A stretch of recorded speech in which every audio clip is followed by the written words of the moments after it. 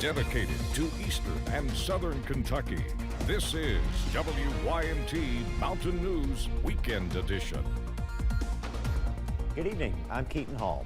Volunteers gathered in the Millstone area of Letcher County this morning to help clean up rivers and streams in the area. WYMT's Jordan Mullins was there and spoke to organizers and volunteers about their efforts. Communities in Letcher County are still recovering from flooding last July. But on Saturday, volunteers gathered in Millstone to lend a helping hand. We wanted to try to help the community out because so many people are still picking up their own homes. They didn't have the opportunity to pick the rivers up. So we wanted to organize a volunteer group to come in and help pick up the streams and the rivers in our community. But these volunteers were not just Letcher Countyans. They come from across the state. There's some from Virginia. There's some from Clark County, there's some from Clay County, so we have a large group. We have probably around 75 people today that have volunteered there Saturday. Chara Blank, an environmental science teacher at Danville High School, says she has familial ties to the area, but it was also an opportunity for her students to learn. I wanted to bring my students here to be able to see authentically some of the things that we learn about in our class, and I wanted to give our environmental club an opportunity to really experience kind of a cleanup of an area. And it was also an opportunity to support fellow Kentuckians. And I think it's important to do more than talk. I feel like it's really good to get out and try to make a difference and volunteer, and it's good to support, different parts of our state. I mean, those are our communities too. Cleaning creeks and sweeping streams for the betterment of those who call the community home.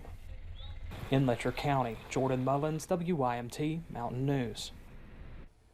Volunteer and Danville High School student Isabella Murray also said seeing the debris and picking up the pieces of people's lives was a visceral experience, and she could not think of a better way to spend her 17th birthday.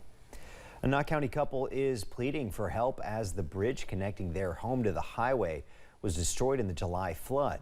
The flood pushed over the bridge's foundation along with pipes and rock connecting it. Now Cassie and Ian Hall fear it could start turning into a dam. They say the time to act is now. More of it has broken away. More of it has crumbled on the sides. So the longer we wait, the more damage it's going to sustain and the more money it's going to take to fix it. Knott County Judge Executive Jeff Dobson said the county is working to get funding for the project. Parkway Ministries of Corbin has been in Letcher County numerous times to help aid in flood relief efforts. And today, the organization was in Letcher County once again, helping those impacted by the flood replenish and rebuild. Those with the ministry called today's visit Operation Letcher County Recovery 3.0. A group was in the Fleming Neon area serving hot meals to people, while another group was in the Kona area helping flood survivors with electrical and carpentry work. Everybody that's here today also came back in November, and the first thing they said when we left was, when we coming back? So we came back in February, did the same thing, and we're back here today, and we'll have another date set in the future. We're not done. Operation Letcher County Recovery Coordinator Gary Conley says if anyone is looking to get involved with flood relief efforts but do not know where to begin, he says you always have a place to volunteer with Parkway Ministries of Corbin. Senate Minority Leader Mitch McConnell is one step closer to returning to work. The Kentucky senator left an inpatient rehabilitation facility on Saturday and will work from home this coming week. The 81-year-old fell at a D.C. hotel while attending a fundraiser more than 2 weeks ago and suffered a concussion and a broken rib. After his release Saturday, McConnell thanked people for their kind wishes and said he's glad to be home.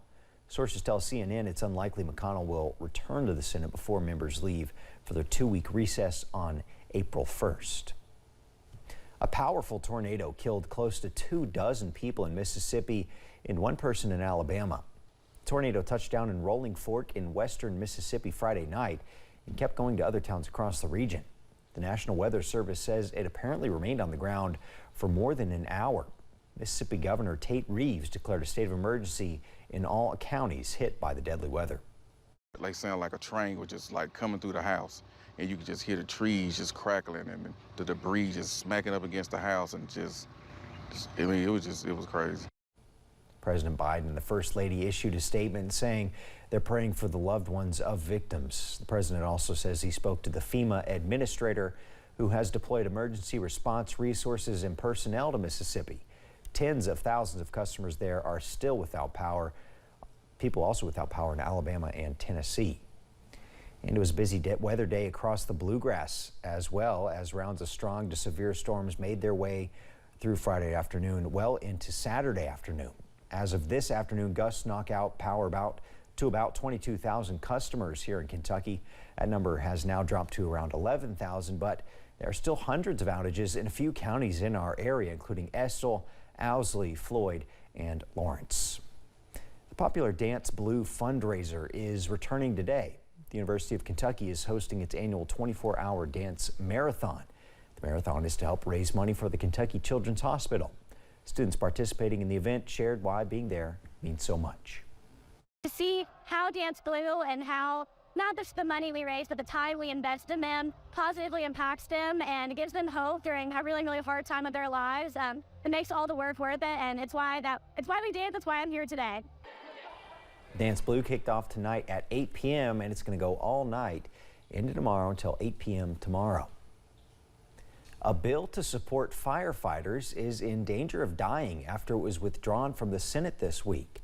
House Bill 52 would make it easier for firefighters in Kentucky to get services for PTSD and other mental health woes. Brandon Spencer has more on its impact. About 1 month ago, it seemed to be smooth sailings for House Bill 52.